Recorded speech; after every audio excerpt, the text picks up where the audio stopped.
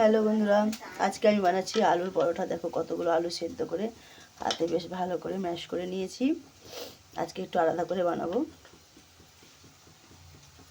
আর এদিকে দুটো পেঁয়াজ কেটে নিয়েছি, কিছুটা কাঁচা লঙ্কা কেটে তেলে একটু হালকা ভেজে নিচ্ছি। কাঁচা লঙ্কা পেঁয়াজটা হালকা ভাজা হয়ে গেছে, দিয়ে দিচ্ছি স্বাদ অনুসার লবণ আর একটু লাল লঙ্কার গুঁড়ো আর একটু ধনের গুঁড়ো। এবার একটু ভালো করে নেড়ে চেড়ে মিক্স করে নেবো। একটু ভাজা ভাজা হয়ে যাবে। আর শীতের দিনে এরকমভাবে আলু পরোটা খেতে যা মজা না লাগে, কাঁচা আলু মেখে খাওয়াটা আর এইভাবে একটু ফ্রাই করে খাওয়াটার মধ্যে অনেকটাই পার্থক্য থাকে। যারা ফ্রাই করে খাননি তারা অবশ্যই একবার ট্রাই করবে। যেই না মশলাগুলো ভালো করে ফ্রাই হয়ে গেছে, এবার দিয়ে দিচ্ছি ম্যাশ করা আলুগুলো। এরপরেও ভালো করে আলুগুলোকে মশলার মধ্যে মিক্স করে নেব। একটু হলুদ গুঁড়ো দিতে ভুলে গেছিলাম, তাই পরে আবার মশলার উপর দিয়ে একটু সামান্য হলুদ গুঁড়ো দিয়ে দিয়েছি। তো সেটা আর দেখানো হয়নি, একটু রঙটা না হলে ভালো লাগবে না। তো এবার ভালো করে মিক্স করব। তার আগে দিয়ে দিই কিছুটা কেটে রাখা ধনেপাতা।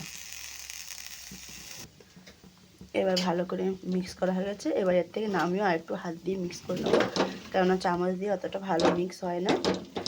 তো দেখছো কত সুন্দর হয়েছে।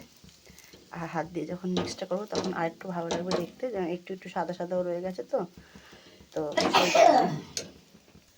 আলুটা মাখার পরে কিন্তু এরকম হয়ে গেছে, আর মা গোল্লা পাকিয়ে দিচ্ছে। এইবারে কী করলাম, একটা রুটি বানালাম ছোট করে বানিয়ে, এইবারে আলুর পুরটা দিয়ে এটাকে ভরে আবার একটু বেলে নেব। বেশ সুন্দর করে বেলে দিয়ে দিলাম তাওয়াতে। যেই না একটা পিঠ পাল্টে দিয়েছি, এরকম হালকা হালকা কালার হয়েছে। এবার একটু রিফাইন তেল লাগিয়ে দেবো। তোমরা চাইলে এটাতে ঘিটাও ব্যবহার করতে পারো, তবে আমি রিফাইন তেলটাই ব্যবহার করছি। দ্বিতীয় পিঠটা পাল্টে আবার একটু তেল লাগিয়ে দেবো। তারপর এবার একটু পাল্টে দেবো। এই যে কালার দেখতে পাচ্ছ কত সুন্দর হচ্ছে, দারুণ মজা লাগে কিন্তু এইভাবে পরোটা খেতে।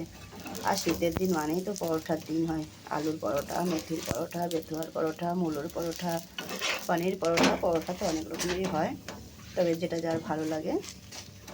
তো আমরা তো সবসময় বানাই না, কিন্তু শীতের দিনে একবার একবার করে খাওয়া হয়। পরোটাটা বেশ ভালো করে দেখো ছাঁকা হয়ে গেল। এইবার নামিয়ে নেব। তো এইভাবে প্রতিটা পরোটা ভেজে নেব।